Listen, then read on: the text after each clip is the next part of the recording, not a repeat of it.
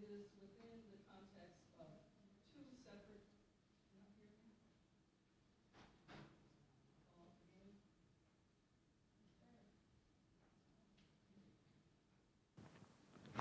here, it's on. Okay. However, both denominations were founded by theological liberals of the 18th and 19th centuries, by people with names that are well known to most of us: Hosea Ballou, Henry Ellery Channing, Ralph Waldo Emerson, and Theodore Parker.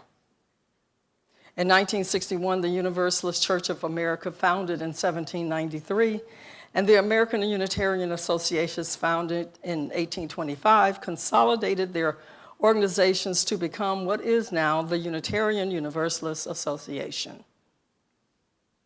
So, you see, our legacy reaches back centuries to liberal religious pioneers in England, Poland, and Transylvania.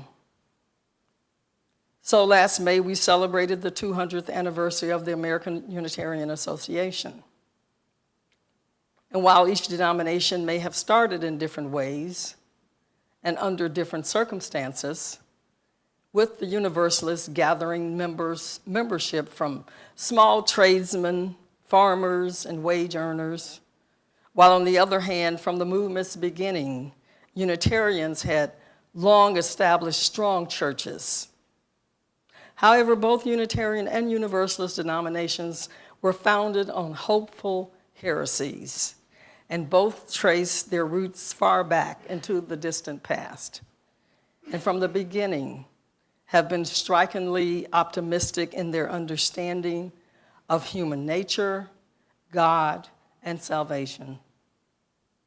But 2,000 years ago, liberals were persecuted for seeking the freedom to make religious choices, and that very freedom has become central to both Unitarianism and Universalism.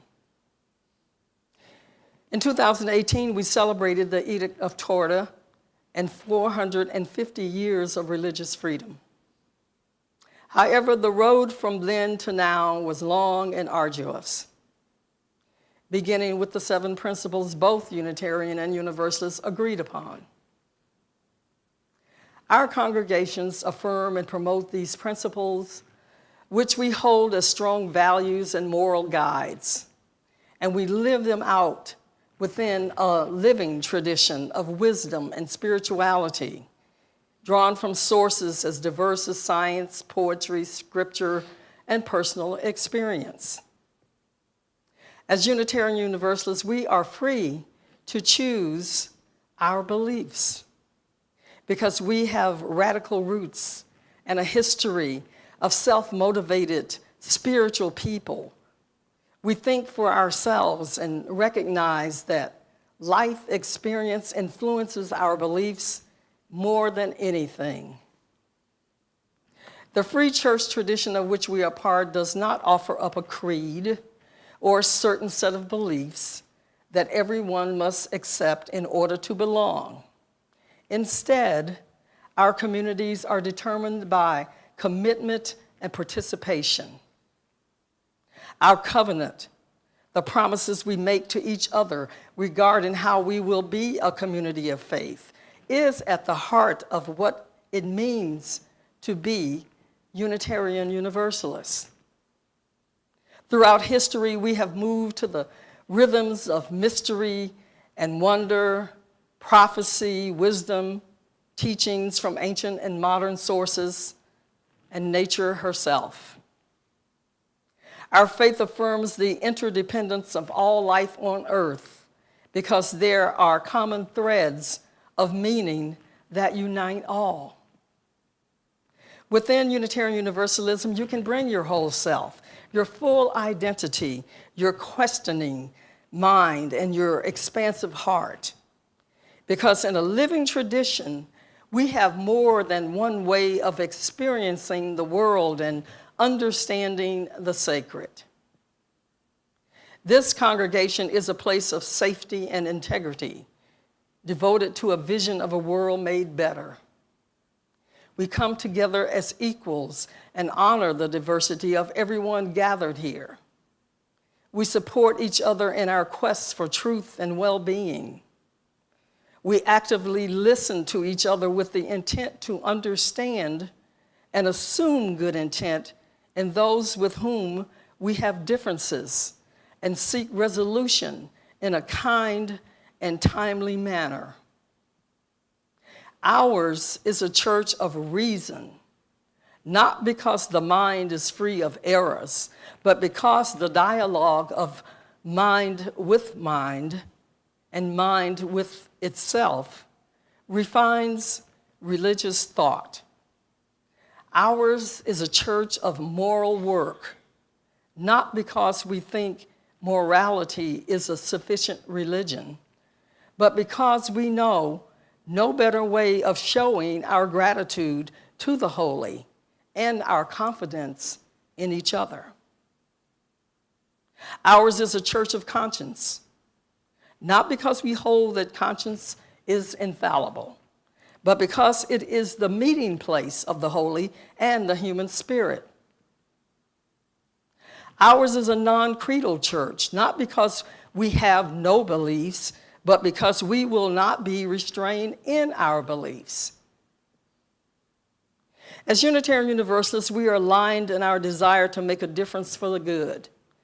However, we are diverse in faith, ethnicity, history, and spirituality. It is well known that many of us bring identities that are Christian, Jewish, and more. But in the words of Hosea Ballou, we need not think alike to love alike. It takes real courage to be Unitarian Universalists, because when we don't live with love as our guide, we are afraid. We don't speak our minds, and we don't open our hearts. But to those seeking a people to sustain their lives and to remember them when life is done, it is from a community and the church. A congregation is a community.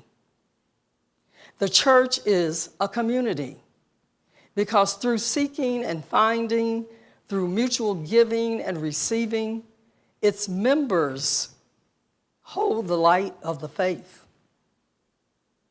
Seekers who find their way to us come because they cannot find what they want in the secular world, and they're hungry for connection.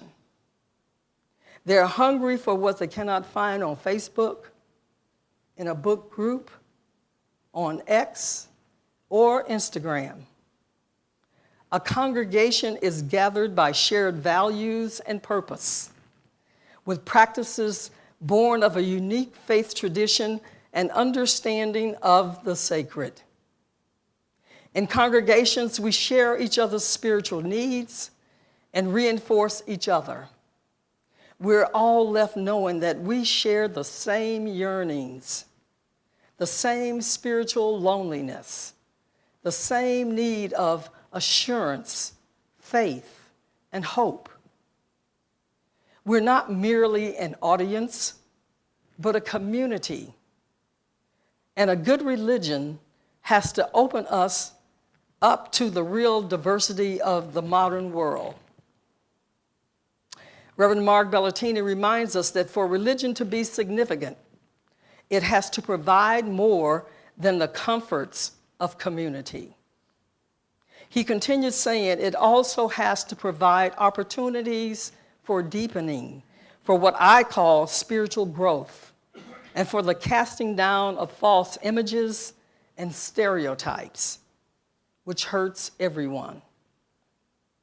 We gather in religious community partly because we want to be welcomed just as we are, known in a way that is deeper than you will find in any other group or club.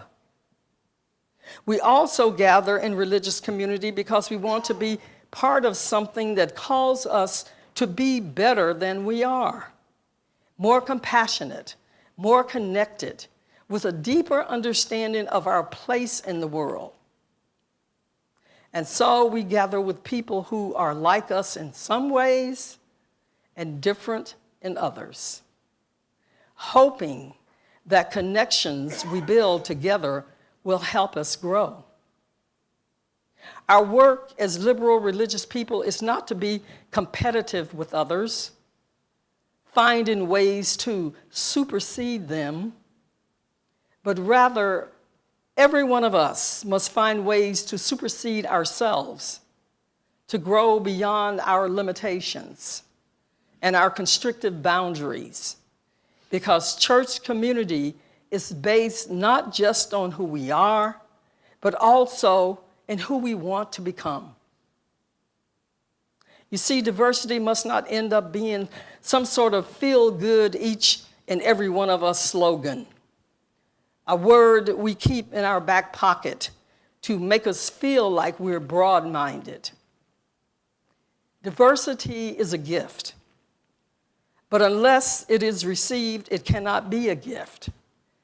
It is only received when there are hands and hearts open enough to receive it. And the opening of fists into welcoming hands and welcoming hearts is our spiritual work. We're not here to clone one another. What that work looks like will depend on the individual and what you feel called to. We trust our chosen faith to give insight and guidance in our actions. One of the most important lessons that I learned from my professors in seminary is to be our authentic self in ministry. And I would add, in all aspects of life. We're each gifted differently. In the scriptures found in the 25th chapter of Matthew, verses 14 through 30, there is a parable of the talents. It tells of a master who gives servants different amounts of money, talents, before a journey, 5, 2, and 1. The first 2 servants invest and double their talents, earning praise, while the third servant buries his single talent out of fear, doing nothing. Upon returning, the master rewards the productive servants and punishes the lazy one by taking his talent and giving it to the one with 10. Don't allow your talent to lay dormant. Share your time, talent, and treasure in a spirit of stewardship according to your ability. Some of us have more time to devote than treasure, while others have more in the way of natural talent to enhance our worship services. But don't play small. Don't shrink out of fear. We must simply uphold the promise to walk together in our quest to reconstitute the world. Recalling the words of Marsh Piercy saying that she wants to be with people who submerge in the task, those who move in a common rhythm when the food must come in and the fire put out. That's what it means to be in community, in a congregation. As a tradition and as a people of faith, when we mature spiritually, we develop our capacities to be with both the beautiful and the broken, the complexities and the contradictions. And each day, you and I have a choice to bless or to curse or to withdraw from the world. Remember, Mother Teresa reminded us that not all of us can do great things, but we all can do small things with great love. When you come to church early to open the building and adjust the heat in winter and the air to keep us cool in the summer, it's not just functional, it's an act of love. Bringing flowers to beautify the altar, and yes, making sure that we have snacks at coffee hour is because you care. The purpose of the church community is to welcome people as they are and support them in changing not into some false version of themselves based on peer pressure, but into a truer version of themselves. And changes rarely occur in those who simply pass through community life. These changes come through moments of grace, moments when we are invited into a broader understanding of what it means to be in right relationship, and the joy and challenge of living deeply among one another, that we hold the light of our faith. From my heart to you.